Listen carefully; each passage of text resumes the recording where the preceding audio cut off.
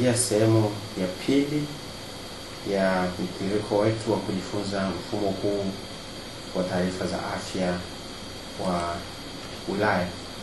Sasa tutakwenda kujifunza, ili uweze kutumia mfumo huu kama nilivyosema mwanzoni, ni lazima uwe umesajiliwa ndani ya mfumo huu.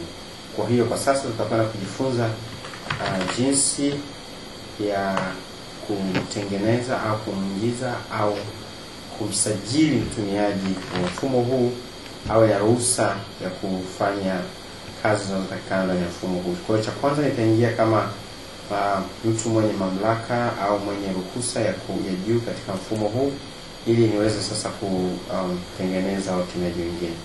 Nikishaingia kwenye mfumo huu, ninachofuata ninakwenda kwenye neno maintenance, ambalo kwa lugha yetu ya Kiswahili tunaweza kulitafsiri moja kwa moja kama ukarabati, lakini likiwa na maana halisi ya mahali ambapo unaweza kufanya shughuli tofauti tofauti katika kurekebisha, kutengeneza, kuongeza au kupunguza kitu ndani ya mfumo huu.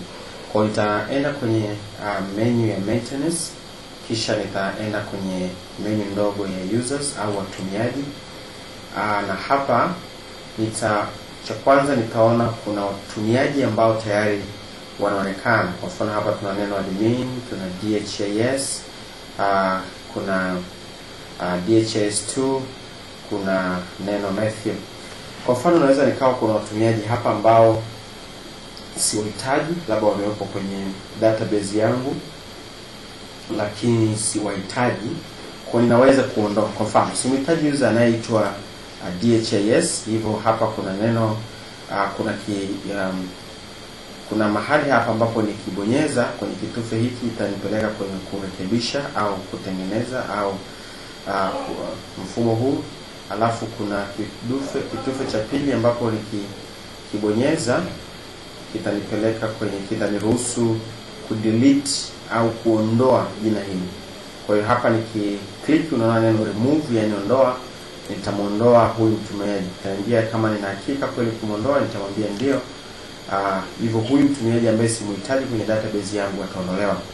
Hali kadhalika simhitaji mtumiaji huyu wa pili, kwa hiyo nikibonyeza hapa itaniambia kama ni kweli, nitamwambia ni ndio, kwa hiyo nitamwambia ondoa. Lakini lengo letu ni kumtengeneza mtumiaji. Hivyo tutaongeza mtumiaji wa pili hapa, mtumiaji mwingine hapa ambaye ndio tutakayemtumia kama sisi. Nitabonyeza hapa add user, ina maana ongeza mtumiaji, add mpya. Itanitaka niingize wilaya, niingize jina la mtumiaji atakayetumia. Tuchukulie mimi ninaitwa Rashidi, Rashidi Mpesa. Ya jina langu itaniambia niingize surname au jina langu la pili ambalo ni Mpesa. Alafu itaniambia niingize neno langu la siri. Tuchukue neno langu la siri, tuseme neno langu la siri ni mtumiaji. Kwa hiyo nitaandika neno mtumiaji, na ukumbuke neno la siri liwe neno ambalo ni gumu kidogo, ambalo mtu hataweza kulipata kwa rahisi, hivyo kuwa na usalama wa mfumo wetu. Kwa hiyo nitaandika tena kwa mara ya pili, italazimu niandike retype the password, yani rudia kuandika neno lako la siri. Nitaandika tena neno mtumiaji, mtumiaji kama nilivyoliandika mara ya kwanza. Alafu itaniambia niandike surname. Hapa nilikuwa nataka kuandika jina nitakalotumia kuingia kwenye mfumo wangu. Nitaandika neno Mpesa kwa herufi ndogo. Hapa nataka kunitumia jina langu la pili ambalo ndilo Mpesa. Nitaandika neno Mpesa. Neno langu la kwanza ni Rashidi. Nitaandika neno Rashidi kama jina langu la kwanza.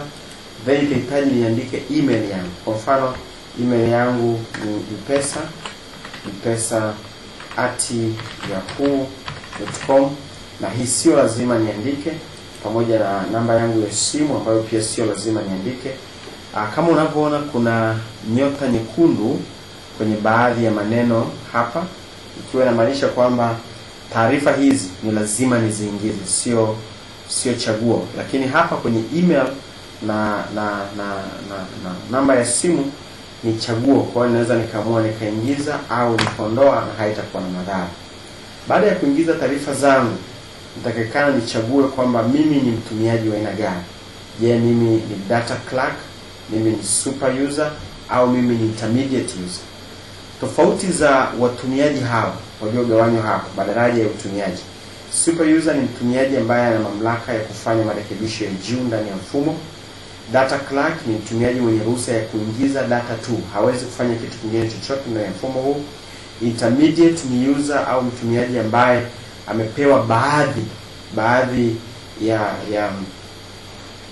ya kazi kama mtawala au mtumiaji mwenye mamlaka juu ya mfumo huu. Na unaweza ukawa pia na aina nyingine kulingana na nini unataka mtu afanye ndani ya mfumo huu.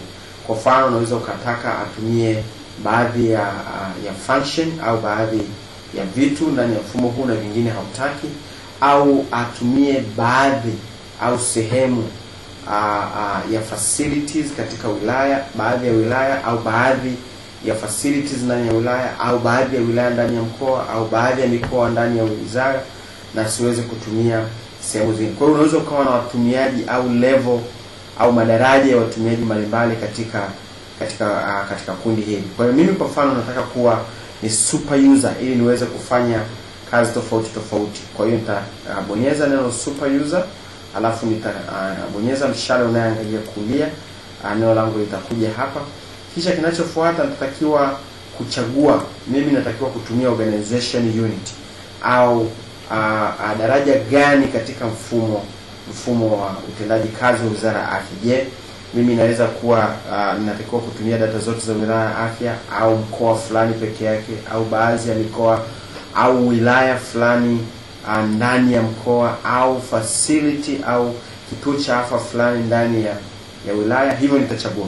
Kwa mfano hapa mimi nataka kuwa na uwezo, nataka huyu mtumiaji wetu M-Pesa awe na uwezo wa kutumia katika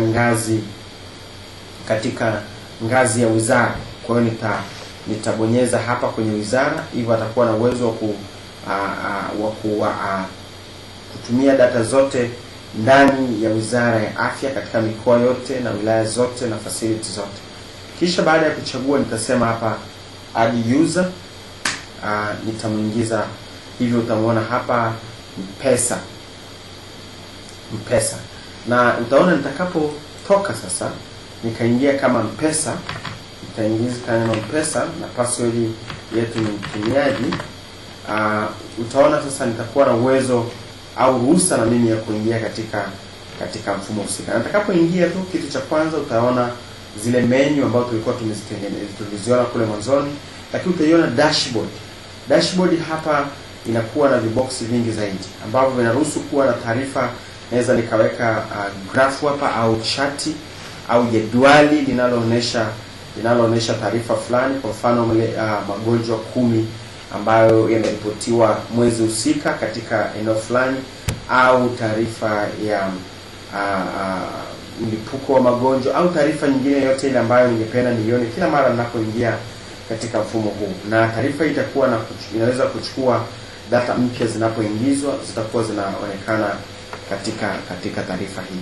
Sasa kwa vile mimi niliingia kama super user, nikiingia huku kwenye users nitaweza pia kuwaona user wengine na kuwa na uwezo wa kuadd au ku-remove users au kuondoa users walioko. Kwa hiyo hii ndio jinsi ya ku-create user. Lakini kabla ya ku-create user, ninaweza ukiangalia mkono wa kulia huku kuna neno hapa users, ambapo nikiklik ndio itanileta hapa ambapo tunaingia mara tu tunapo log in. Lakini hapa kuna user by organization unit, ambao nikiingia hapa nitaona M-Pesa ana uwezo wa kuona wizara nzima ya afya. Nikiingia hapa user by role, nikikliki mtumiaji by role, nitaona hapa kuna roles, kuna super user. Nikiingia ndani ya super user utaona kwamba yeye ana uwezo kwanza wa ku-access data set zote, lakini pia ana uwezo wa ripoti zote nitakazokuwa nimecreate hapa, naweza nikaziweka. ana uwezo wa ana mamlaka ya kufanya kazi zote hizi. Kwa mfano add chart, delete na vitu vyote. Watu wanapa neno all, maana ana uwezo wa kufanya vitu vyote hapa. Ana uwezo pia wa access data set zote zilizoko hapa kwa ambazo tayari tumesha create, hali kadhalika. Kwa hiyo hii ni namna mojawapo ya kuonesha jinsi ambavyo unaweza kutengeneza role. Kwa mfano tunataka kubadilisha password. Nikija hapa nikisema change password, itanipa ruhusa ya kuchange password mimi mpesa ambaye nimeingia huku, lakini kwa sasa sitaki kubadilisha password. Kwa mfano kwenye role tunaweza tukaongeza add new role. Kwa mfano tukaandika new role yetu mpya, tukaita ni wilayani is Christian. Tukasema huyu ni mtumiaji wa wilaya, na hapa nikasema ana uwezo kwa mfano wa kuingiza data zinazohusiana na chanjo tu.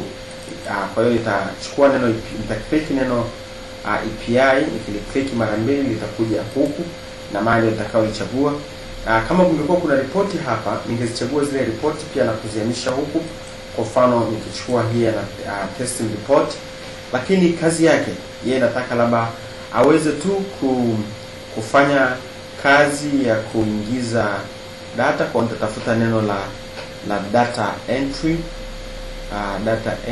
add data. Kwa mfano nataka yaweze kuwa na uwezo wa kudelete data, wa kuadd data, labda add data set, labda na kitu kingine aweze add data element. Vitu kadhaa ambavyo kwa mfano nikitaka vifanye. Baada ya kuvichagua utaviona viko hapa mkono wa kulia. Hizi ndio kazi ambazo huyu mtumiaji wetu wa wilayani anaweza kuzifanya, na ni kwa data za chanjo pekee yake. Nikimaliza ninasema add, hivyo nitakuwa create new role ambayo inaitwa wilayani, na kazi zake ni hapa. Huyu ni mtumiaji wa wilaya. Kwa hiyo utaona nitakapokuwa kwa mfano nina add users, nikasema add user, mtumiaji mwingine, utaona kwenye zile role kumeongezeka hapa role moja ya mtu wa wilayani. Kwa hiyo hii ndio namna ambayo tunaweza kucreate. Kwa mpaka hapo tumeona jinsi ambavyo unaweza ukamuongeza users, unaweza ukamdelete user, unaweza ukaedit taarifa za user. Kwa mfano huyu hapa Matthew Ndeme, nikitaka ni badilishe ni super user, ana uwezo wa kuona kwa mfano mkoa wa Pwani tu, lakini nataka labda awe na uwezo wa kuona wizara nzima. Kwa hiyo nitabonyeza hapa kwenye Ministry of Health, wizara ya afya. Nikisema save, atakuwa na mamlaka sasa ya kuweza kuona data zote ndani ya wizara ya afya. Mpaka hapo tumejifunza jinsi ya kuongeza role au wajibu wa mtumiaji ambao unachagua wewe mwenyewe unataka mtumiaji wako afanye nini. Lakini pia tumejifunza jinsi ya kumuongeza mtumiaji mwingine. Tumejifunza jinsi ya kumuondoa mtumiaji wapo hujamtaka. Kwa mfano unataka tumuondoe mtumiaji mpesa, tutaondoa kwa kubonyeza hichi kama kichombo hapa, kama kipipa au kama kitufe fulani, tutabonyeza hapa na hivyo ataondoka kwenye mfumo wetu. Baada ya hapo sasa tunaweza tukatoka. Kwa hiyo tunaondoka kwa kusema log out, na itaturudisha kule mwanzo wa mfumo.